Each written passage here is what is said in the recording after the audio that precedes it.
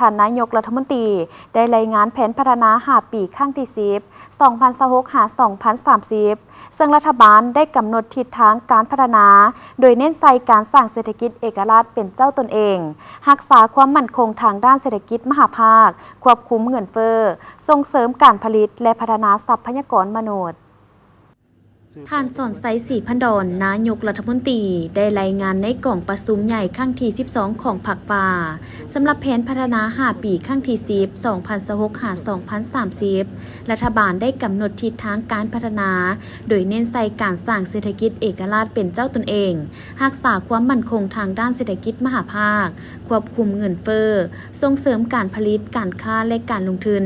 พัฒนาทรัพยากรมนุษย์ควบคู่ไปกับการปกป้องคุ้มครองสิ่งแวดล้อมหาประกันความเสมอภาพทางสังคมและการเติบโตอย่างยืนยงสร้างโครงรางที่มีความทนทานเพื่อเชื่อมจอดและเชื่อมโยงกับในทุกระดับ 1. สุขอยู่ส่งเสริมการลงทุนของทุกภาคส่วนโดยเฉพาะในรูปแบบการลงทุนร่วมระหว่างภาครัฐและเอกชนหรือเอ่นว่า PPP เขาในการก่อสร้างตารางเส้นทางหลวงแห่งชาติทางด่วนทางรถไฟทางน้ำและทางอากาศให้มีหลายเส้นหลายสายและมีคุณภาพเพื่อส่งเสริมการเชื่อมจอดกับตลาดภาคพืชที่มีผลผลิตและตลาดขนาดใหญ่ 2. ส่งเสริมและเพิ่มทวีการพัวพันหัวมือกับบรรดาประเทศอาเซียนประเทศเพื่อนมิตรในโลกในองค์การจัดตั้งสากลตามแนวทางการต่างประเทศเป็นเจ้าการในการจัดตั้งปฏิบัติติดตามประเมินผลการช่วยเหลือให้มีประสิทธิผลสูง 1.6 การปรับปรุง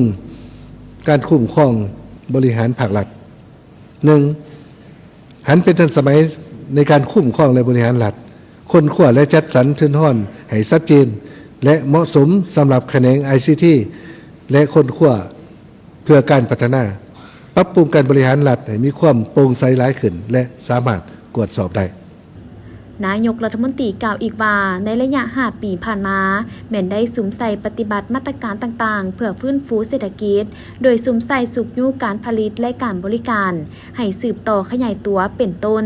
การเปิดประเทศคืนใหม่ภายหลังการระบาดของพยาธิโควิด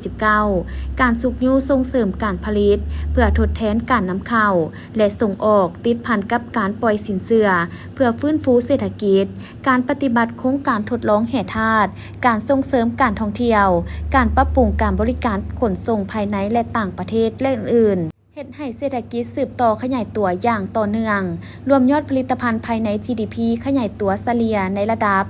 4.24 ส่วนห้อยซึ่งบรรลุคาดหมายที่วางไว้ 4 ส่วนห้อยขึ้นไป GDP ต่อหัวคนบรรลุได้ $2,138 สมเสยกอกประสุมใหญ่ผู้แทนทั่วประเทศครั้งที่12ของพรรคประชาชนปฏิวัติลาวอย่างสุดใจ